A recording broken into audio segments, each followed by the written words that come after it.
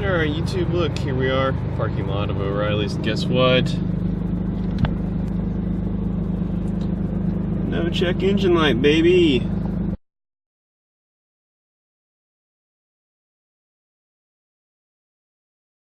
Alright, so we got the check engine light fixed. Thanks to O'Reilly's scan tool, cleared the codes.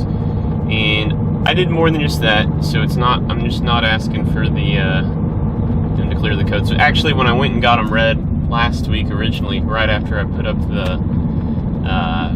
the last post-tune video, they tried clearing it. I didn't even think about that, but I just went to get them to read me the codes so I could confirm for sure it was EGR related. But so that kind of got me thinking, or that kind of put that thought in my brain about they can clear it. I knew that, but not really until the guy said it. So anyway, when I was trying to troubleshoot it on lostjeeps.com, one user had recommended, what he did is, if you might remember the intake elbow, the old intake elbow, you had the little flapper, the little butterfly valve in the middle of the intake elbow, and it that's what the sensor plugged into. And so this guy on Lost Jeeps, I believe his name is Gordonado or something like that, CRD, he disassembled the elbow and took out just the butterfly valve part, and I'll show you guys this when I get home. But then just plugged the sensor back in, because as far as the computer's concerned, it just wants to know that it's plugged into that sensor, and it just wants to be able to operate that butterfly valve. It doesn't really care where that's at, it just wants to be plugged in. So that's what I did. So it turns out the tune I put on,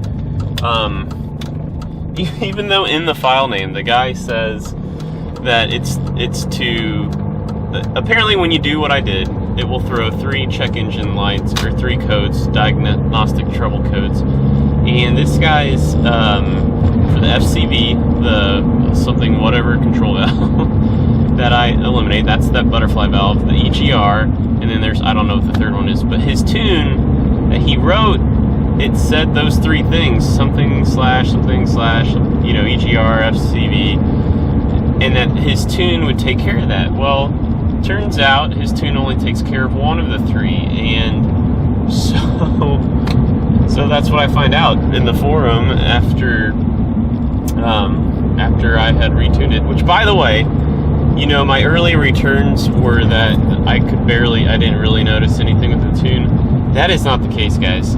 It's it definitely, I can tell it's more peppy. It was well worth the time to do that. So I'm pretty excited. I'm pretty happy. I've got it. It's running so much better. No check engine light, and all indications it's getting better fuel mileage. And I'll show you that here in a second when I come up to the stop sign.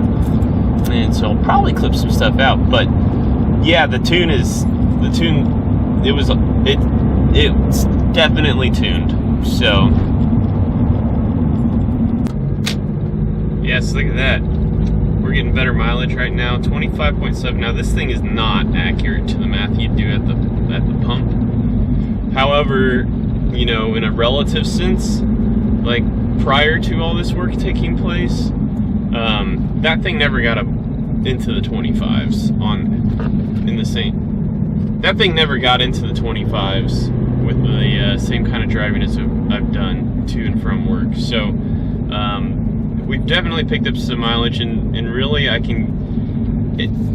it'll get to about 27 or 26 on a drive to work. So that would tell me it gets, in some way, shape, or form, better mileage. We'll see. I haven't gotten through my first tank. I topped it off yesterday.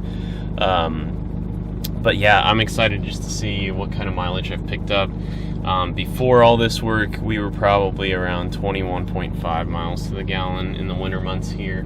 So I'll let you guys know what the update is. You might notice too, like, this is me being aggressive with content, and you know, I'm not going to be able to put out a video every day, but with the new YouTube rules, I gotta put out the most content I can in this 30-day stretch. In fact, I was actually doing the math. It's more than 32 days, or it's 32 days right now, and we've had, you know, this is like day 3 or 4 of the news. So I got 32 days left, and you know, by golly, I've picked up, you know, probably 18, almost 20 subscribers since I put out that video. So again, I want to encourage you guys out there who are in the same boat as I am. You might not get to 1,000 subscribers, but this is going to be some of the best growth you could have experienced otherwise. So this isn't a bad thing, guys.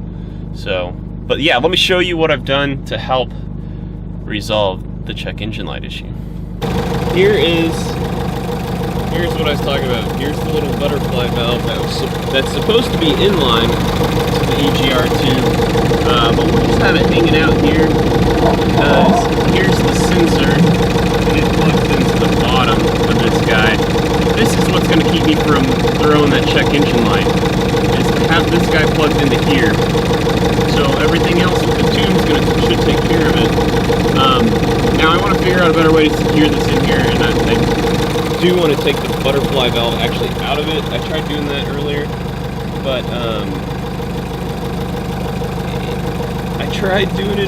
I stripped out one of the screws. Wanted you to know, of course, the story of this whole project, but just figure for safety reasons I'd rather have it out, and I want to figure out a better way to secure it in there. But hey, it's a concept and it works right now. Again, like I was telling you guys, I want to drive it for like a week to figure out what kind of mileage we're getting with this bad boy. That's going to help me with the sale.